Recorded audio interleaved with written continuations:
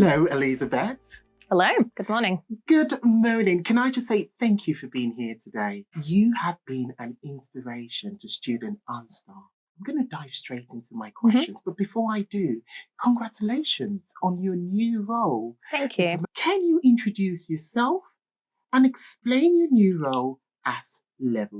Introducing myself, I'm a chartered health psychologist and I'm a lecturer in health, wellbeing and social care, and I also write.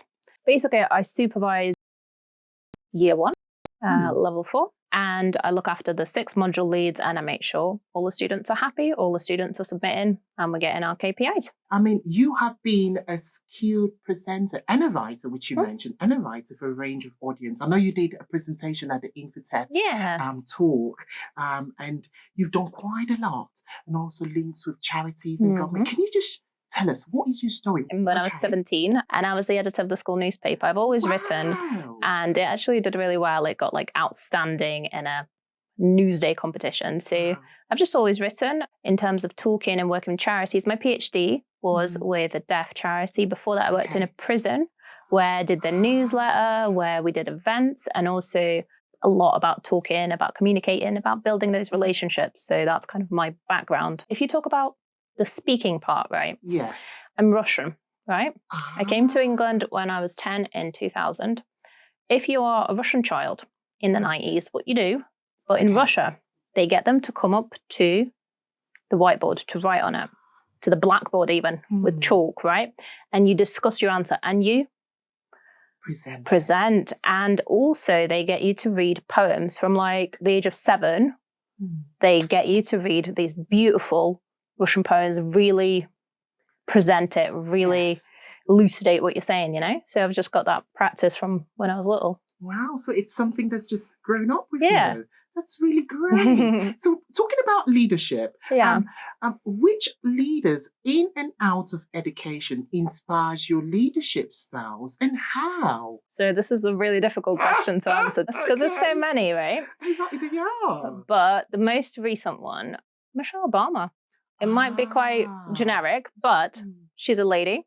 She's from a minority background, right? Deals with her family beautiful. She runs things and she always is herself and she's always kind and graceful. And I want to be that. That is inspirational. What really motivates you to perform at your best? And how do you maintain that high level of motivation and engagement over time? I want to support people. I want to support staff and students like I've always wanted. That's why I became a psychologist. My first degree is psychology. I want to help people, basically. And that's why I worked in charities at GBS and other institutions, right? So that's what motivates me in general. And I think it's important to kind of protect yourself and your needs and so on. But I think we can do that in a way that protects your interests, but also fits in with the others. We can compromise. You can communicate. So that's one thing. In terms of how do I keep up motivation over time, right? It's fun for me. It's nice. I like the color green. I like nature. So I like talking to people who are nice. I like talking to students. I like reading. So I try to do just one thing that I can look forward to that is for me. So have you faced any challenges or obstacles that have made you question your path or goals? For me, a big one was impostor syndrome, and it's something I'm still working on. It's how I tell my students when they're scared and overwhelmed. So, Peter, how would you eat an elephant? I don't think so. No elephants for you. But anyway, to eat an elephant, you eat it one piece at a time. So that's how I've learned to kind of manage that imposter syndrome. And also, you can ask questions. You can say, tell me, do I need to improve something? What am I doing good? You can ask for that 360 feedback from your line managers, and I find that really reassuring. How do you kind of inspire others in your team or students to strive for excellence and follow your inspiration? You can inspire others by example, right? I think if you're kind and, for example, in a class, you create that great rapport, you're very clear. I went on a training recently with one of our staff members, Paul Charles, the head of development, right? And he said, what is the why? Why are we doing something? Because unless you know what the overall overarching purpose is, you're not really going to commit to an activity. It's about that internal feeling. Yes. Like, it's for me, it's important, and it's something we can understand. Whereas if it's, oh, I'm scared of my manager, no, that's not going to work over the long term. So I think that's important. And again, diversity, equality, and inclusion are important values for universities. Oh, yeah. Can you discuss a recent initiative implemented to promote? Yeah, so I really enjoyed seeing on LinkedIn and on the chat for GBS the bring and share lunches. I think that's wonderful because, well, A, food is awesome, tasty, but B, you get to meet different people, learn about what they're like at home as well as what they're presenting in the workplace. And I think it's a nice chance for students and lecturers to talk. And another one, I really like the staff awards. And there is actually an award for equality, for championing that, which I thought was lovely. And I really liked that there was a student to present. I thought that was so nice because they should be included in awarding for the work that the teachers do, right? So I thought that was lovely as well. Really encouraging for staff to see. I mean, what advice would you give to someone aspiring to a leadership position in higher education? Again, not a simple question, but let me try. Yes. Let me try my best. So if I was to give somebody advice, it's just be yourself. Be yourself. So when we think about KPIs, right? KPIs are important at GBS, any job really. Yes. But how do you make the KPIs happen? Yes. By doing what you're supposed to do. And the KPIs follow. And if you have a happy team, a team who is motivated, engaged, and supported, just being yourself, working, trying to understand what you're actually supposed to be doing. So asking those questions and then protecting your energy. Like, you need rest. Everyone needs rest. We can't work 8 hours as much as we'd like to. There's only so many hours in a day, right? Yes.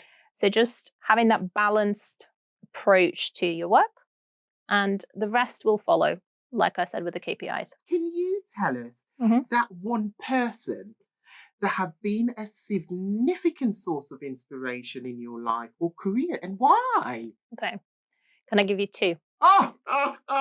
You go for it. So one is Chris Hadfield. Do you know who that is? Okay. He's a cosmonaut. I met him. You did? Yeah, it was like when I was at the University of Bath, there was a book festival. Okay. And he wrote a book for kids. He wrote this book about this little boy who's, him basically, but a little boy who wants to what happens. And he talked through his life. And it was amazing to see. And then he played guitar. Like he was a leader for the space station for a while. He wasn't big-headed. He was so friendly. One thing he said, he was like, okay, so there was a point when I was in space, I had to go outside and there was something inside my helmet. It was horrible. I couldn't breathe for a minute. I was scared. But then I was like, okay, but I have trained for this. So he talked about the value of preparing for every different situation. And I really enjoyed that advice. So yeah, that was cool. That inspires me. And then my mummy inspires me. No, because she is awesome. She is very assertive, very sort of to the point. Maybe sometimes too much to the point, but that's, all moms. No, exactly. But I like that though. It's nice. She knows what she wants. Yes. And she's kind and she's supportive. And also, she does the same job as I do. She at a different uni. Oh, is she? Yeah, she's a leader of foundation for maths. So I want to learn from her. She's been doing it for longer. So I want to see what tips and tricks she can give me. Oh, that is amazing. Yeah. That is wonderful. And finally, my last question for you is, can you describe yourself in 3 words? I think I am kind. Kind. Brave. Brave. Helpful. And helpful. I really want to help everyone. Thank you, Elizabeth, for all you do here at GBS. Thank you so much for having me.